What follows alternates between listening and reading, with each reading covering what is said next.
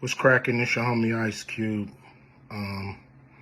Just wanted to address a few things. Everybody been checking out the internet.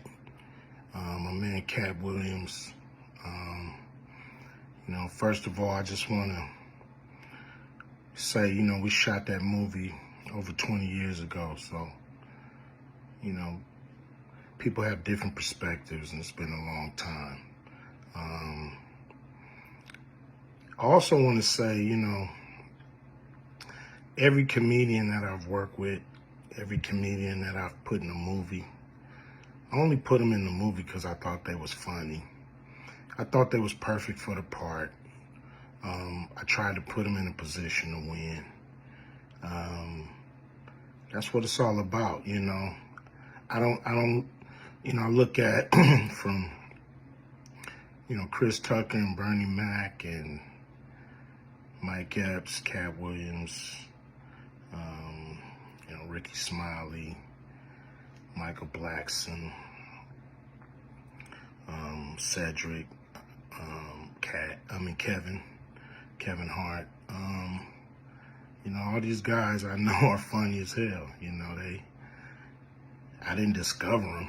They were doing their stand-up or doing their thing, and I knew that they were great and that they could act, and that if I have an opportunity, I was gonna give them an opportunity. To me, that's what it's all about.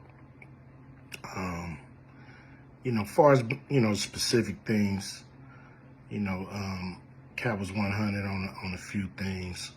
Most of what he was saying, a couple things, I just want to clarify. When we bring in a new, comedian, we do have them try out for different roles. So Ricky did give Money Mike a shot. But when we saw him and, we kind of saw how he moved and how he was, auditioning, we decided that he would be a better, Santa Claus, which was, to me, the perfect casting. When we saw Mike, damn, I call him Money Mike. When we saw Katt, when I saw him, I just knew that he was perfect for Money Mike. And, Katt, said he wrote his role, which, the role was written, but he enhanced it. This is why Katt was so dope in the movie. Money Mike had a small role, about as big as the Santa Claus role, but when we start filming, he was giving us such magic that we kept expanding his role, giving him more to do because he was on point. When we shoot these movies, for one, the scripts are fire, or they wouldn't even do it. The scripts are laugh out funny.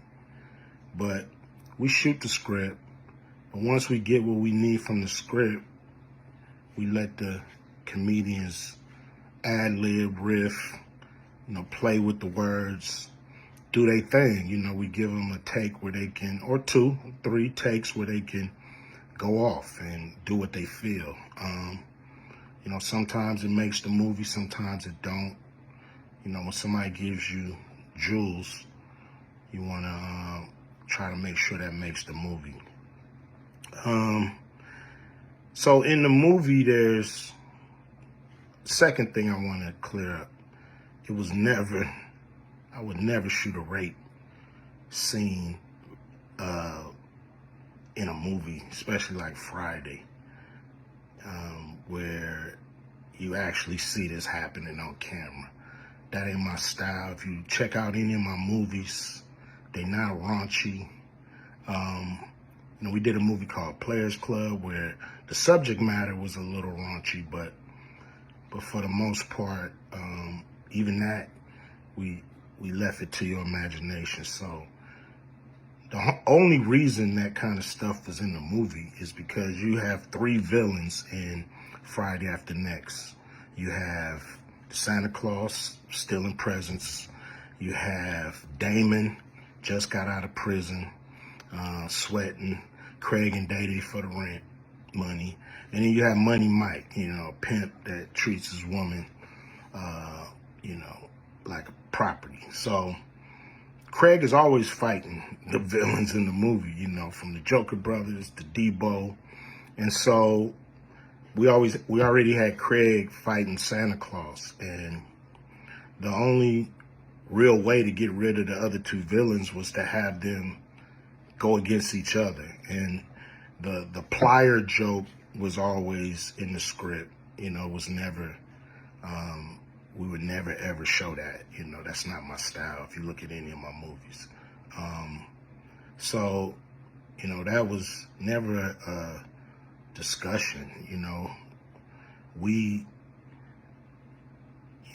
at that point in everybody's career, we would listen to a certain extent, but we wasn't gonna change the movie for any actor.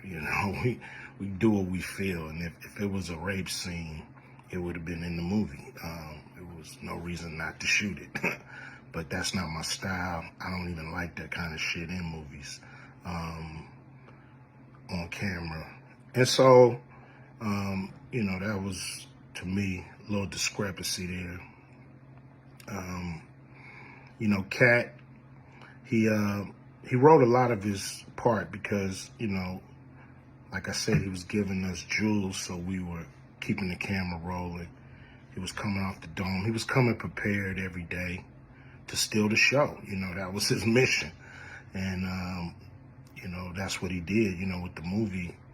And it launched his career, And I'm proud of the movie. I'm proud of